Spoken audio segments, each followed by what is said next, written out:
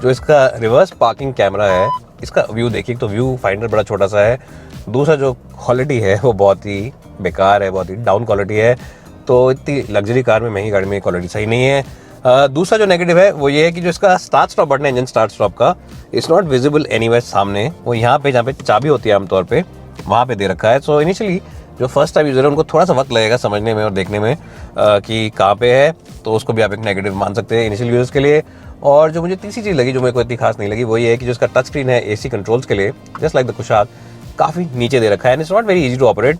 आपको डेफिनेटली अपनी आइज़ हटानी पड़ेंगी रोड से इसको यूज़ करने के लिए। अगर आप देखेंगे इसको तो ये काफ़ी नीचे है। एंड ये बटन दबा के इसको आप चला सकते हैं या फिर इसको स्लाइड कर सकते हैं ऐसे। तो ये तो ठीक है कि पंखे के आवाज़ आप हवा तेज़ कर सकते हैं ऐसे स्लाइड करके, लेकिन एसी कितने पे रखना है ये आपको डेफिनेटली अपनी आंखें उतारनी पड़ेंगी सड़क से। तो that's something which Skoda should have thought about and maybe given you regular rotary type dials. But apart from that, it's a very nice place to be in. Seat comfort is quite good. The seats feel a little hard, a little stiff, but the comfort is decent.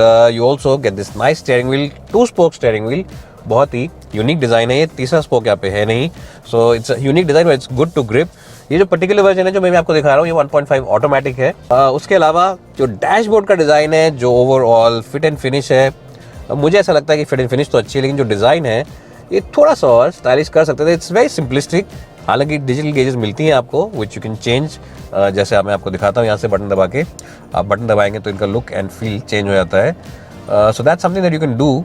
But honestly speaking, digital gauges के अलावा जो overall design है और जो layout है बहुत ही simplistic है। थोड़ा सा फ्लैशी और होना चाहिए था मेरे हिसाब से। I think the Honda City still is the benchmark when it comes to overall appeal, cabin quality, as well as seat comfort. Seat comfort Honda City का definitely ahead है इस गाड़ी से। And I think this one is decent in isolation and quite okay. But yes, when it comes to benchmark, that car still is the benchmark. One area where this car has the advantage though is in the equipment list, especially the cool front seats. ये एक ऐसा feature है जो दिल्ली में जो लोग रहते हैं गर्मियों के टाइम पे बहुत ज़्यादा इंजॉय करेंगे। काफ़ी अच्छा फीचर है। दोनों फ्रंट पैसेंजर्स को कूल फ्रंट सीट्स का ऑप्शन मिलता है और आपको टच स्क्रीन जो मिलता है चलाने में काफ़ी अच्छा है। इसके अंदर कुछ प्री लोडेड ऐप्स आती हैं, गाना ऐप आती है, booking.com आती है और ऑडियो बुक्स वगैरह डाउनलोड कर सकते हैं। एप्पल कारप्ले एंड ऑटो, बहुत सारी इन्फॉर्मेशन, आप कितना फ्यूल कंजम्पशन कर रहे हैं, कितनी से गाड़ी चला रहे हैं, और ट्रिप मीटर अगर आपको इसमें दिख जाता है। End of course the usual radio, Apple CarPlay and auto वगैरह, जो कि आप तार ला के कनेक्ट कर सकते हैं। एक और अच्छी बात कि यहाँ नीचे आपको 2 C टाइप के चार्जिंग पॉइंट्स मिलते हैं। You don't get old school USBs, you get C type charging points which are very good. और एक और बात जो इसकी अच्छी है वो ये है कि जो इसकी ये साइज़ है, इसका ग्लव बॉक्स काफ़ी अच्छा है। It's a cool glove box, तो आपका सारा सामान ठंडा रखेगा on the longest of long journeys. Anyways, what do you think of the looks of this car? What do you think of the interiors? You can let me know in the comment section below. और इससे पहले मैं भूलूं, एक बात और आपको बता दूं कि एक और चीज़ मुझे अच्छी नहीं लगी, वो ये है कि इसके इंडिकेटर लेफ्ट साइड पे है और वाइपर राइट साइड पे है। अब ये गाड़ी यूरोप में तो बिक नहीं रही, इंडिया में बिक रही है, तो मेरे हिसाब से राइट हैंड ड्राइव के हिसाब से ही ये चीज़ भी स्कोडा को कर देनी चाहिए थी। जब फोर्ड कर सकती है, after many years Ford also converted their system, then I am sure that even Skoda can do this. Anyways guys, what do you think of the interiors of this car? You can let me know.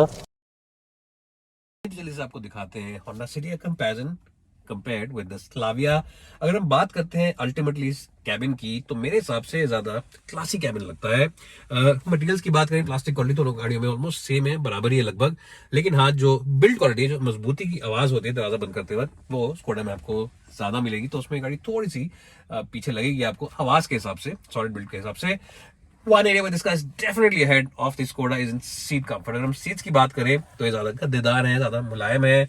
इनका जो seats hob है, जिसे हम नीचे का base कहते हैं, चौड़ाई में भी और लंबाई में भी थोड़ा सा बेहतरीन ज़्यादा है उस गाड़ी से। और इसके जो साइड पे बोल्स्टर्स लगा रखे हैं, इनसे भी आपको ज़्यादा अच्छा कंफर्ट का एहसास होगा। तो डेफिनेटली उस एरिया में आगे है। एक और चीज़ मुझे गाड़ी अच्छी लगती है ज़्यादा, वो है कि जो इसके AC कंट्रोल्स हैं, अभी तो हमने ऑफ कर रखा है, लेकिन इसे AC controls proper rotary type के हैं। और ये जो बटन है यहाँ पे, जब इसे आप ऐसे घुमाएंगे लेफ्ट को, तो ये क्योंकि टेम्परेचर डाउन होता है तो ब्लू हो जाएगा, और ऐसे घुमाएंगे तो लाल हो जाएगा, टेम्परेचर उठाएंगे तो it's a very cool touch. और उससे ज्यादा बेहतर है जहाँ पे आपको ऐसे स्लाइड करना पड़ता है, जो कि स्लाविया में आता है। So definitely advantage in a few areas with this car. Digital cockpit है आदि इस गाड़ी की भी, स्लाविया की तरह ही। राइट साइड वाला जो इंस्ट्रूमेंटेशन है वो पूरा एनालॉग है, और लेफ्ट वाला डिजिटल है, तो वहाँ पे गाड़ी काफी अच्छी है। Overall in terms of the features, एक आधा फीचर गाड़ी में मिसिंग है और एक आधा फीचर एक्स्ट्रा है, जैसे कि कूल फ्रंट सीट्स में नहीं आती हैं, जो कि स्कोडा में आपको मिलती हैं। लेकिन इसमें आपको मिलता है दोनों शीशों में कैमरा। तो जब आप ऐसे इंडिकेटर दबाएंगे लेफ्ट का, तो आपको लेफ्ट साइड का व्यू इसमें मिलेगा, और जब राइट साइड का इंडिकेटर दबाएंगे तो आपको राइट साइड का, अरे दोनों साइड में नहीं आता, सिर्फ एक ही में आता है। ये फिर से देता हूँ। अगर हम बात करते हैं लेकिन फीचर्स की, तो फीचर्स में मिक्स बैग, कुछ प्लस है कुछ माइनस है। जैसे इस गाड़ी के अंदर आपको कूल फ्रंट सीट्स नहीं मिलती है, यहाँ पे कोई बटन नहीं कूल फ्रंट सीट्स का, जैसे उस गाड़ी में आता है, तो वो काफी अच्छा फीचर है भारतीय गर्मियों के लिए, जो गर्मियों का मौसम होता है। लेकिन इस गाड़ी में लेफ्ट वाले जो मिरर है उसके अंदर एक कैमरा आता है, उसका व्यू यहाँ पे मिलता है। तो ब्लाइंड स्पॉट की अगर कोई दिक्कत है लेफ्ट मोड़ते हुए, तो वो आपको यहाँ पे दिख जाएगा कि ब्लाइंड स्पॉट में कौन कौन सी गाड़ियां बाइक्स वगैरह आ रही हैं। So that's something which that car does not offer. Overall though, which cabin do I prefer, which one do I think is the better one in terms of overall comfort as well as overall posh appeal? मेरे हिसाब से definitely ये गाड़ी आगे है। इसके अंदर आपको सनरूफ का ऑप्शन मिलता है, which really does extend its overall appeal, और अच्छा लगता है सनरूफ के साथ। And as a said, seat comfort इस गाड़ी का ज्यादा अच्छा है। ओवरऑल पॉश और ओवरऑल जो अपील है, पॉशनेस और लग्जरी की अपील जो है, वो इस गाड़ी में ज्यादा है। और होंडा का जो बैज है यहाँ पे, एच लोगो देख के दिल में तसल्ली होती है कि होंडा सिटी जो एक बेंचमार्क है इस क्लास की और इस सेगमेंट की, तो ये लोगो देख के आपको दिल में तसल्ली होती है कि मैंने सही गाड़ी पर पैसा लगाया है। Overall the front end of the cabin, definitely the winner is the Honda city. तो पे जो शॉफर होते हैं, हम इंडियन चाहते हैं कि वो हाइट में कम हो ताकि पीछे स्पेस ज़्यादा मिल जाए। तो अगर आपका शॉफर 5'7" या 5'8" का है, तो अगर आपके घर में छोटा बच्चा है 2-3 साल का, यहाँ खेल भी सकता है, इतना स्पेस है यहाँ पे। ऐसा करना मत, ये सिर्फ बता रहा हूँ एग्जांपल देने के लिए, बट ऐसा आप कर सकते हैं। और 3 सीटर है, जेन्युइन 3 सीटर रहता है बैक, 3 हेडरेस्ट मिलते हैं आपको, और वाइड गाड़ी है, काफ़ी चौड़ाई में लंबी है, तो अच्छे खासे आराम से 3 लोग बैठ सकते हैं। जो नीचे का फ्लो बोर्ड है ऑलमोस्ट फ्लैट है, और 2 Type-C के USB के आपको चार्जिंग पॉइंट्स मिलते हैं, ताकि आपके मोबाइल डिवाइस में चार्ज अप रहें। शीशे भी काफ़ी बड़े हैं, which again means that you feel nice and bright inside the car, कहीं भी क्लॉस्ट्रोफोबिक नहीं लगेगा। हाँ, एक चीज़ जो मुझे लगी लेकिन, वो ये है कि जो इसका राइड कंफर्ट है थोड़ा स्टिफ है। ये गाड़ी जो है वो एंथुजियास्ट के लिए ज़्यादा बनी है, तो चलाने में तो आगे मज़ा आएगा जो भी चला रहा है, लेकिन पीछे थोड़े बहुत रंबल स्ट्रिप्स और कभी कभी कोई झटके आपको लग सकते हैं। ऐसा नहीं कि अनकंफर्टेबल, ये नहीं कह सकते कि अनकंफर्टेबल गाड़ी है, लेकिन अगर कंपैरिजन करते हैं आप मेन सेगमेंट की जो लीडर है होंडा सिटी से, उसके मुकाबले में थोड़ा सा स्टिफ है सस्पेंशन सेटअप इसका। So that's something I think that buyers will need to keep in mind. As I said, it's not uncomfortable, but definitely you will feel some of those झटकास। हाँ जी, तो मैं आ चुका हूँ बैक सीट में होंडा सिटी की, और कंपैरिजन करें इस गाड़ी अगर हम स्लाविया से, तो देखिए अगर हम बात करते हैं नी रूम की, तो नी रूम तो लगभग बराबर ही पे, दोनों का हेडरूम भी मोर और लेस इज द सेम, लेकिन जो सीट कंफर्ट है इस गाड़ी का वो ज़्यादा अच्छा है। अच्छा क्यों है? वेल, अच्छा इसलिए क्योंकि इसके अंदर जो कुशनिंग है वो ज़्यादा मुलायम है, ज़्यादा गद्देदार है। बैक रेस्ट का जो हैंगल है वो मेरे हिसाब से ज़्यादा बेहतरीन है, और ओवरऑल जो यहाँ पे ये दे रखा है उन्होंने आर्म रेस्ट, इसका भी फील ज़्यादा अच्छा है। सॉफ्ट मटेरियल यूज़ किए हैं। जो स्लाविया उसकी एक बड़ी नेगेटिव बात है कि सारे के सारे सीट्स के अंदर जो कुशनिंग वगैरह है काफ़ी टाइट है, तो सॉफ्टनेस नहीं है उसकी गाड़ी के अंदर, तो ये गाड़ी आपको अच्छी लगेगी। और एक और बात जो इसको एडवांटेज देती है वो ये है कि जो इसका सस्पेंशन सेटअप है ये भी थोड़ा सॉफ्ट है, तो फर्म और टाइट नहीं है जितना कि स्कोडा की स्लाविया के अंदर आता है। तो ultimately who is the battle of the back seat? It's a very very simple call. The back seat experience, the best का in this segment is still the Honda City. चाहे आप बात करें एम्बियंस की, चाहे आप बात करें कंफर्ट की, चाहे बात करें सीट के पॉस्चर की, सब चीज़ों में अल्टीमेटली गाड़ी ज़्यादा अच्छी है। अगर स्कोडा की गाड़ी के अंदर थोड़ी सी गद्दे अच्छे होते, मुलायम होते, और सस्पेंशन इतनी टाइट ना होती, तो वो भी गाड़ी को टक्कर दे सकती है। ऐसा नहीं कि बेकार है या बुरी है, just that this car has the clear advantage when comes to pure back seat experience. इस गाड़ी में जब बैठेंगे, दिन भर बैठेंगे, तो आपको उतनी थकान नहीं होगी, और ड्राइवर को जब बोलेंगे कि चलिए मुझे लंबे रास्ते पे ले चलिए, तो आप पछताएंगे नहीं इस गाड़ी में बैठ के। That's something which you might feel in the Slavia के यूज़ के अंदर। जैसे मैंने बताया, सब कुछ ही टाइट है, सस्पेंशन भी, सीट्स भी, और ओवरऑल कुशनिंग भी ज़्यादा आरामदायक नहीं है। ओवरऑल बैक सीट को मैं दूंगा दोनों गाड़ियों का स्कोर मैं इसको दूंगा 9 और इसको दूंगा 8। अगर हम बूट की बात करें तो बूट दोनों गाड़ियों का लगभग बराबर ही है, तो बूट नहीं दिखाएंगे आपको, इट्स ऑलमोस्ट द सेम। ये थोड़ी सी पीछे है, कुछ हल्के फुल्के लीटर का फर्क है। ये भी 500 लीटर से ऊपर है, वही 500 लीटर से ऊपर है, वो 521 बताते हैं, ये 500 से थोड़ा ऊपर बताते हैं, तो ज़्यादा फर्क नहीं है। अल्टीमेटली 10-15 लीटर से इतना फर्क नहीं पड़ता है प्रैक्टिकलिटी में। तो बूट डिपार्टमेंट में दोनों गाड़ियों को हम देंगे टाई।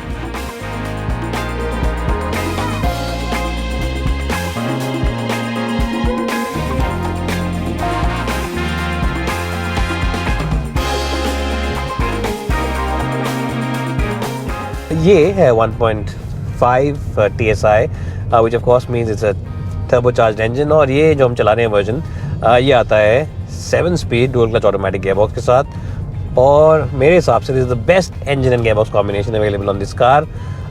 कोई भी कॉम्प्रोमाइज़ नहीं है। 150 bhp का इंजन है ये, विच इज़ क्वाइट पावरफुल।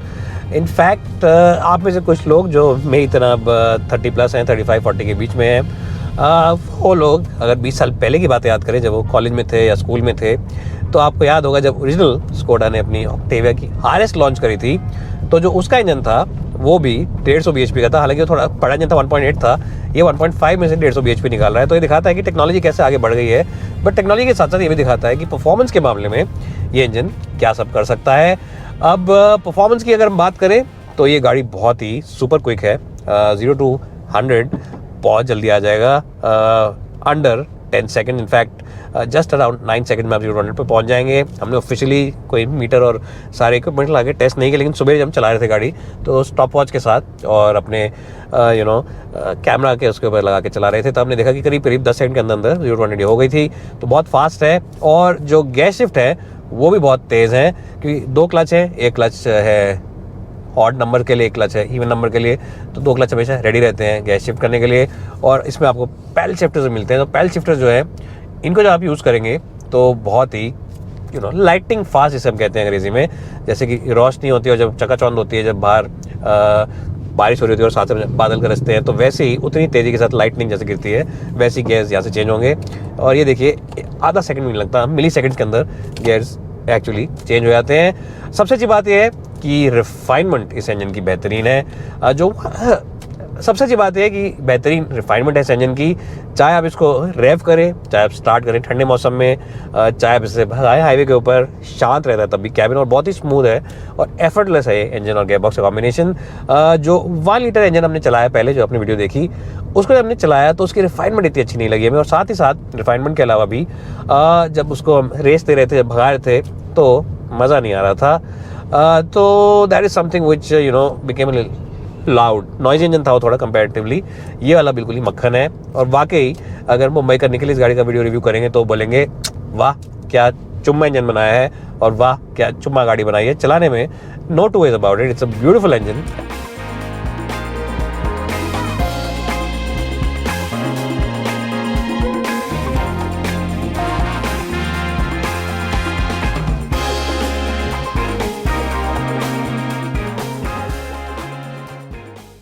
तो मैं चला रहा हूँ अब होंडा की सिटी, और ये गाड़ी जो है इसमें आता है 1.5 लीटर का iVTEC इंजन। जो इंजन है ये तो काफ़ी अच्छा है, 115 bhp करीब बनाता है, काफ़ी बेहतरीन इंजन है इन टर्म्स ऑफ पावर, चलाने में भी अच्छा है। ऑटोमेटिक गियरबॉक्स की बात करें तो उसमें CVT मिलता है, जो कि ठीक है, इतना बेहतरीन नहीं है जितना कि स्कोडा में डुअल क्लच ऑटोमेटिक आपको मिलता है। लेकिन मैनुअल्स की बात करें तो मैनुअल गियरबॉक्स डेफिनेटली इस गाड़ी का आगे है। चाहे आप बात करें 1 लीटर इंजन की, चाहे बात करें 1.5 की, उस गाड़ी के मैनुअल गियरबॉक्सेस में क्लच एक्शन वगैरह इस गाड़ी का ज़्यादा बेहतरीन है। CVT ऑब्वियसली फ्यूल एफिशिएंसी के लिए ज़्यादा ट्यूनिंग होती है इंजन गियरबॉक्सेस की, तो उस गाड़ी के मुकाबले परफॉर्मेंस CVT की इतनी ज़्यादा बेहतरीन नहीं है। It's good in isolation, but yes, since we're comparing both these cars, it's not as good as that one। लेकिन अगर हम बात करते हैं अल्टीमेटली 1 लीटर इंजन की, तो मैं प्रेफर करूँगा कि आप थोड़े से पैसे अपने जो खर्च कर रहे हैं इसी गाड़ी पे लगाएं। वो इसलिए क्योंकि ये 4 सिलेंडर इंजन है, iVTEC इंजन है, ट्रस्टेड है, रिलायबल है। मेंटेनेंस कॉस्ट भी इसकी आप जानते हैं कितनी आएगी, वो कोई भी होंडा के शोरूम पे जाएंगे, वर्कशॉप पे जाके बता देंगे आपको। तो रिलायबिलिटी फैक्टर भी आगे रहेगा, और बहुत सालों से मार्केट में है ये सेम इंजन, तो सबको पता है कि कितना रिलायबल प्रूव कर चुका है अपने आप को। लाखों लाख किलोमीटर लोग चला लेते हैं इस गाड़ी को, और उसके बाद भी सही चलती है। तो उस चीज़ में ये गाड़ी अच्छी है। हाँ, अगर हम बात करते हैं 1.5 की कंपेरिजन की स्कोडा के साथ, जो 1.5 TSI आता है, तो अल्टीमेटली देखिए 1.5 उसकी परफॉर्मेंस आलीशान है, मक्खन परफॉर्मेंस है, चुम्मा परफॉर्मेंस है, बेहतरीन परफॉर्मेंस है, नो डाउट। चाहे बात करें 7 स्पीड डुअल क्लच की, चाहे बात करें मैनुअल की, सब चीज़ों में वो वाला गियर बॉक्स इस गाड़ी से काफ़ी आगे है। ऐसा नहीं कि थोड़ा बहुत आगे है, वो इंजन गियर बॉक्स की कॉम्बिनेशन इस गाड़ी से काफ़ी आगे है। और अगर आप अपने को एक एंथुजियास्ट ड्राइवर कहते हैं, आप कहते हैं मैं तो गाड़ी लेता ही शौकिया तौर पे हूँ, चलाने के शौक से लेता हूँ, मुझे शहर के अंदर रेसिंग करना पसंद है, सिग्नल टू सिग्नल, या फिर मैं रेस ट्रैक पर गाड़ी को ले आता हूँ, या पहाड़ों पे मैं गाड़ी को तेज़ मोड़ना चाहता हूँ, तो स्टेयरिंग का फील, चैसी का बैलेंस, इंजन के 150 bhp, वो सब आगे है होंडा सिटी से 1.5 TSI के। No two ways about it, वो गाड़ी आगे है इससे चलाने के मामले में। तो उसमें कोई दो राय नहीं है। 1 लीटर का परफॉर्मेंस इतना बढ़िया नहीं है कंपेयर टू दिसका, बट 1.5 डेफिनेटली इज अहेड। लेकिन एक जगह जहाँ पर ये गाड़ी अभी भी अच्छी है वो है ओवरऑल राइड कंफर्ट। जो राइड है इसकी, स्मूथनेस है राइड की, वो ज़्यादा बेहतरीन है। चाहे बात करें हाई स्पीड स्टेबिलिटी की, तो उसमें भी काफ़ी अच्छी है। और शहर में डेफिनेटली स्टिफनेस नहीं है सस्पेंशन में जैसा उस गाड़ी में है, तो वहाँ पर भी ये गाड़ी आपको ज़्यादा अच्छी लगेगी, आपको मज़ा आएगा इस गाड़ी को चलाते वक्त। So in those areas definitely this car has the advantage and is the better car in terms of overall ride comfort. और उस चीज़ में मैं इसको डेफिनेटली स्कोर देना पसंद करूँगा, ज़्यादा बेहतरीन स्कोर दूंगा। लेकिन अल्टीमेटली आपको कौन सी गाड़ी लेनी चाहिए? क्या आपको यह लेनी चाहिए या आपको दूसरी वाली लेनी चाहिए? वेल देखिए, इसके दो जवाब हैं इस सवाल के। पहला तो ये है कि अगर आप चाह रहे 1 लीटर वाली गाड़ी लेना, अगर आप चाहते हैं कि 1 लीटर वाली गाड़ी लो मैं, तो मैं जैसे मैं आपको बोला, मैं ये सोचूंगा कि आपको इसी गाड़ी पे पैसा लगाना चाहिए। आपको अल्टीमेटली यही गाड़ी लेनी चाहिए, क्योंकि इंजन 4 सिलेंडर इंजन है, हाई वीटेक इंजन है, रिलायबिलिटी प्रूवन है, और अल्टीमेटली सब कुछ है इस गाड़ी के अंदर, कोई कमी नहीं है। हाँ, अगर आप परफॉर्मेंस ओरिएंटेड गाड़ी लेना चाहते हैं, आपको अल्टीमेटली परफॉर्मेंस ही चाहिए, आपको कुछ और नहीं चाहिए, और आप चाहते हैं कि मैं 2.5-3 लाख एक्स्ट्रा खर्च कर सकता हूँ, आपको पैसे कोई दिक्कत नहीं है, तो 1.5 स्लाविया का ले लीजिए। आप खुश रहेंगे चलाने के मामले में डेफिनेटली, लेकिन कंफर्ट के मामले में और बाकी चीज़ों में ये गाड़ी आपको पीछे नहीं है, बराबरी पर ही है। 3 लाख आप क्यों एक्स्ट्रा खर्च करना चाहते हैं? ये भी बुरी गाड़ी नहीं है चलाने में। 3 लाख क्यों खर्च करना चाहते हैं मुझे नहीं पता, तो उस चीज़ को आपको थोड़ा सा देखना पड़ेगा, सोचना पड़ेगा। मेरा वोट लेकिन ओवरऑल जो है, क्योंकि मैं एंथुजियास्ट नहीं हूँ चलाने में, मैं हूँ एक सेंसिबल मिडिल क्लास ड्राइवर आप ही की तरह। मैं एक एंथुजियास्टिक ड्राइवर नहीं हूँ, मैं हूँ एक sensible middle class driver, middle class आदमी जो अपने पैसे को देखता है कहाँ पे खर्च करना है। आप लोगों की तरह हूँ मैं, ऐसा नहीं कि मैं एंथुजियाज्म के लिए गाड़ी खरीदता हूँ या चलाने के शौक रखता हूँ और ये और वो। तो कॉमन सेंस की बात जो है वो ये है कि 2.5-3 लाख रुपये बचाइए, और उस पैसे को 4-5 साल जो आप गाड़ी रखेंगे उसके पेट्रोल में, मेंटेनेंस वगैरह में खर्च कीजिए। रीसेल वैल्यूज़ होंडा की अच्छी रहेंगी और मेंटेनेंस कॉस्ट भी अंडर कंट्रोल रहेंगी। तो मेरे हिसाब से वैल्यू फॉर मनी पैकेज अगर स्कोडा होती तो 1.5 को हम वोट देते, लेकिन दोनों ही को ओवर द टॉप इस गाड़ी को मैं वोट दूंगा। और आपसे भी ये कहूँगा कि इसी गाड़ी पे आप पैसा लगा रहे, आपके लिए 2.5-3 लाख कोई बड़ी बात नहीं। आप कहते हैं नहीं मैं तो शौक हूँ, मुझे कोई फर्क नहीं पड़ता, तो आप वो गाड़ी ले सकते हैं। But ultimately the package, the value for money and everything, I would suggest you go and simply by the Honda city. अब जल्दी से स्कोर शीट दिखाए थे ताकि आप ये ना बोले मैंने बायस होकर बोला है। स्कोर शीट दिखाते हैं, उसके बाद